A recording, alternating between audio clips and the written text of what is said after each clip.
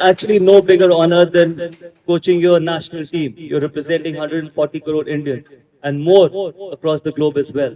And when you represent India, how can it get bigger than that? നമ്മുടെ Gautam ഗംഭീറിനെ Indian cricket ടീമിൻ്റെ കോച്ചായി നിയമിച്ചു. ഈ മാസം 27-ാം തീയതി തുടങ്ങുന്ന ശ്രീലങ്കയ്ക്കെതിരെയുള്ള T20 മത്സരത്തോടു കൂടിയാണ് അദ്ദേഹത്തിൻ്റെ ആ ഒരു ഉദ്യമം ആരംഭിക്കാൻ പോകുന്നത്. പക്ഷേ സീരീസ് തുടങ്ങാൻ ഈ ഒരാഴ്ച അടുത്തെത്തി നിൽക്കുമ്പോഴും ഇന്ത്യൻ ടീമിനെ പ്രഖ്യാപിച്ചിട്ടില്ല. അതെന്ത് പറ്റി? ഇങ്ങനെയൊരു സംഭവം ആദ്യമായിട്ടാണ് നടക്കുന്നത് അല്ലേ? 5-8 ദിവസം മാത്രം ബാക്കി നിൽക്കെ ഈ പര്യടനത്തിനുള്ള ഇന്ത്യൻ ടീമിൻ്റെ ക്യാപ്റ്റൻ ആരാന്നും അറിയില്ല, സീനിയർ താരങ്ങൾ കളിക്കുമെന്നും അറിയില്ല, പുതുമുഖങ്ങളോ അല്ലെങ്കിൽ ആരൊക്കെ ഈ ടീമിൽ ഉണ്ടാവുമെന്നോ ഒരു ഐഡിയയും ഇല്ല. വല്ലാത്ത ഒരു അവസ്ഥയിലൂടെയാണ് ഇപ്പോൾ ഇന്ത്യൻ ക്രിക്കറ്റ് ടീം കടന്നു പോകുന്നത്. 2-3 ആഴ്ച മുമ്പ് വേൾഡ് കപ്പ് നേടി വലിയ നിലയിലായ, അതായത് ടീമിൻ്റെ അകത്തും പുറത്തും എല്ലാം സന്തുലിതമാണ് കാര്യങ്ങൾ എന്ന് ചിന്തിച്ചുകൊണ്ടിരിക്കുമ്പോഴാണ് അടുത്ത സീരീസിലേക്കുള്ള ക്യാപ്റ്റനെയും ടീമിനെയും പ്രഖ്യാപിക്കാൻ പോലും കഴിയാതെ ഉഴലുന്നൊരു കാഴ്ച നമ്മൾ കാണുന്നത്.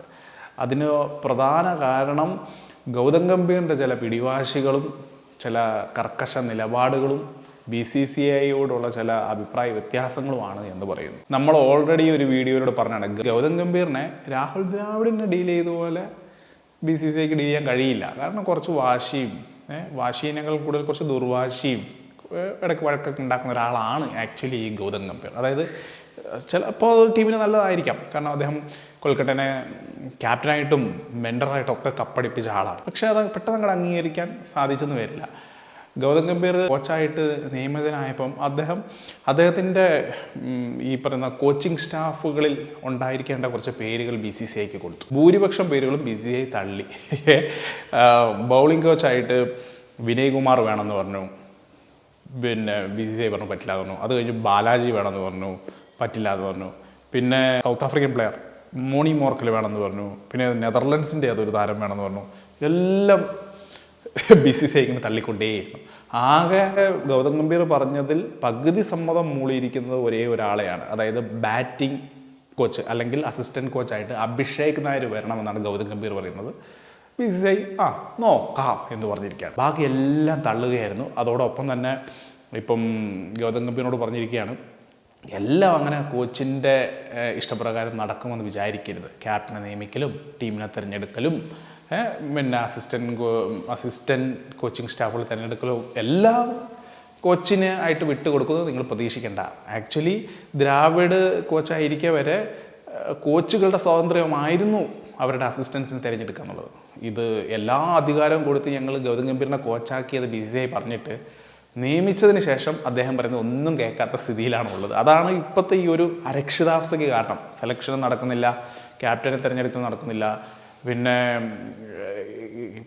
രോഹിത് ശർമ്മ, വിരാട് കോഹ്ലി ഇവരെയൊക്കെ എന്ന് പറഞ്ഞു കഴിഞ്ഞാൽ ഗൗതം ഗംഭീറിനൊപ്പം കളിച്ചവരുമാണ് ഇപ്പോൾ കോച്ചായിട്ടും വരുന്നു. അപ്പോൾ ഇവർ തമ്മിലുള്ള ചില ഈഗോ പ്രശ്നങ്ങളും ഉണ്ടാവും.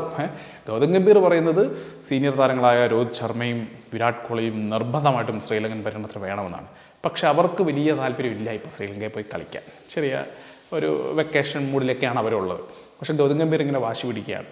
പിന്നെ അദ്ദേഹം പറയുന്നുണ്ട്, എല്ലാ ഫോർമാറ്റിലും കളിക്കാൻ തയ്യാറായിരിക്കണം, അല്ലാണ്ട് 1-2 ഫോർമാറ്റ് കളിക്കാമെന്ന് നിങ്ങൾ ചിന്തിക്കരുത് എന്നൊക്കെ ഒരു പ്രസ്താവന നടത്തിയിട്ടുണ്ട്. അതൊക്കെ ഹാർദിക് പാണ്ഡ്യനെ ലക്ഷ്യം വെച്ചിട്ടാണ്. ഹാർദിക് പാണ്ഡ്യയ്ക്ക് 2020 കളിക്കാൻ മാത്രമേ കൂടുതലായിട്ട് താല്പര്യമുള്ളൂ. അതുകൊണ്ട് പിന്നെ ഇപ്പോൾ ഈ വരുന്ന ശ്രീലങ്കൻ പര്യടനത്തിൽ നിന്ന് അദ്ദേഹം സ്വയം പിൻവാങ്ങിയെന്നും പറയുന്നു. അദ്ദേഹത്തിന് ഈ വരും കാലങ്ങളിൽ ഭാവി ക്യാപ്റ്റനായിട്ട് 2020-ലും 1-ഡേയിലും ഒക്കെ പ്രതീക്ഷിക്കുന്നുണ്ടല്ലോ. പക്ഷേ ഗൗതം ഗംഭീറിന് വലിയ താല്പര്യമില്ല. ഗൗതം ഗംഭീറിന് സൂര്യകുമാർ യാദവിനോടാണ് താല്പര്യം.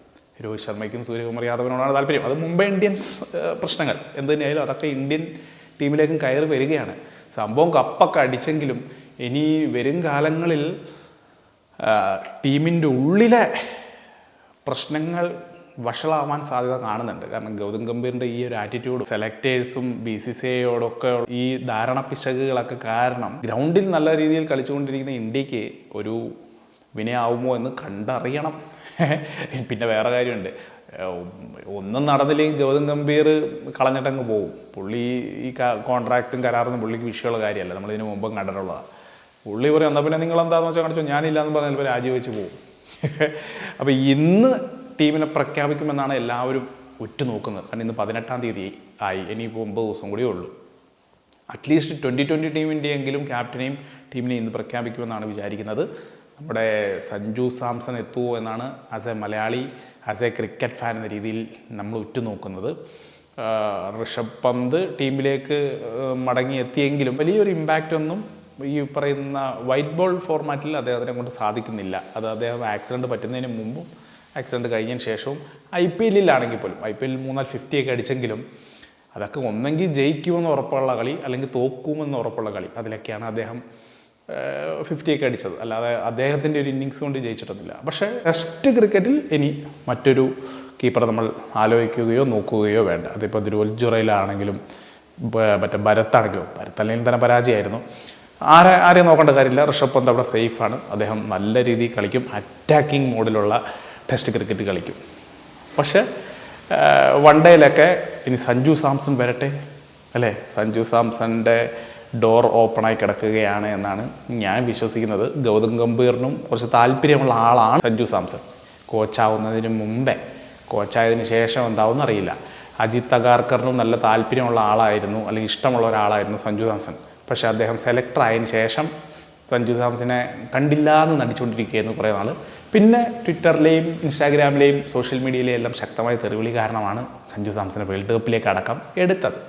അത് മുൻ സെലക്ടേഴ്സ് തന്നെ വന്ന് പറഞ്ഞാണ്, സഞ്ജു സാംസനെ ഞങ്ങൾ എടുക്കുന്നത് കളിപ്പിക്കുക എന്നുള്ള ലക്ഷ്യത്തോടു കൂടിയല്ല, ഈ ട്വിറ്ററിലെയും സോഷ്യൽ മീഡിയയിലെയും ഈ തെറിവിളികളൊന്നും അവസാനിപ്പിക്കാനാണ്. അത്ര ഫാൻസാണ് എന്നാണ് നമ്മളതിനോട് മനസ്സിലാക്കേണ്ടത്. ഫാൻസ് എന്ന് പറയുമ്പോൾ എല്ലാം മലയാളീസാണോ? അല്ല. ആ ഒരു ക്രിക്കറ്റ് ഫാനായ പോലെ അദ്ദേഹത്തിൻ്റെ കഴിഞ്ഞ ലാസ്റ്റ് സിംബാബ്വെ അടിച്ചുള്ള 50 തന്നെ നോക്കുക. ആ ഷോട്ടുകൾ നോക്കുക. ഷോട്ടുകളാണല്ലോ നമ്മൾ പ്രധാനമായിട്ട് നോക്കേണ്ടത്. അപ്പോൾ അത്ര നല്ല പ്ലെയറാണ് ഗൗതം ഗംഭീർ. അറ്റ്ലീസ്റ്റ് സഞ്ജു സാംസനെ കൈവിടില്ല എന്നാണ് ഞാൻ പേഴ്സണലി ചിന്തിക്കുന്നത്, ആഗ്രഹിക്കുന്നത്. ഒരു ഈ പറയുന്ന വൺ ഡേയിലും 2020-ലും ഒരു സ്ഥിര സാന്നിധ്യമായി സഞ്ജു സാംസൺ മാറട്ടെ. അതുപോലെ തന്നെ ഗൗതം ഗംഭീറിൻ്റെയും പ്രശ്നങ്ങളൊക്കെ ഒന്ന് മാറി ആ വാശിയൊക്കെ ഒന്ന് കുറച്ച് ഇന്ത്യൻ ടീമിന് വേണ്ടിയിട്ടാണ് എന്നുള്ള ലെവലിൽ എല്ലാവരും BCCIയും സെലക്ടേഴ്സും എല്ലാവരും കൂടി ഒന്ന് ഒത്തിണങ്ങി നല്ലൊരു ടീമിനെ പ്രഖ്യാപിക്കണം. ഈ പറയുന്ന പോലെ ചാമ്പ്യൻസ് ട്രോഫിയൊക്കെ ഇനി വരാൻ പോവുകയാണ്. അപ്പം എല്ലാ സീനിയേഴ്സിനൊന്നും വിശ്രമം കൊടുക്കേണ്ട കാര്യമുണ്ടെന്ന് എനിക്ക് തോന്നുന്നില്ല. അത്യാവശ്യം നല്ല വിശ്രമമൊക്കെ ഇവർക്ക് കിട്ടുന്നുണ്ട്. ഇനി ശ്രീലങ്കൻ പര്യടനം കഴിഞ്ഞ പിന്നെയുള്ളത് ബംഗ്ലാദേശ് പര്യടനമാണ്. അത് തമ്മിലും ഗ്യാപ്പുണ്ട്. അപ്പോൾ പിന്നെ ഈ സീനിയർ താരങ്ങൾക്കൊന്നും അങ്ങനെ വലിയ വിശ്രമം കൊടുക്കണ്ട എന്നാണ് എൻ്റെ ഒരു അഭിപ്രായം. എന്ത് തന്നെയായാലും ഇന്ന് ടീം പ്രഖ്യാപിക്കട്ടെ. ആരൊക്കെയാണ് പുതുമുഖങ്ങൾ, ആരൊക്കെയാണ് ക്യാപ്റ്റൻസ്, അതാണ് ഉറ്റുനോക്കുന്നത്. 2020-ലെ ക്യാപ്റ്റൻ ആരാവും? സൂര്യകുമാർ യാദവ് ആവോ? ജസ്പ്രീത് ബുംറ ആവോ? KL രാഹുൽ ആവോ? കണ്ടറിയാം. ശരി.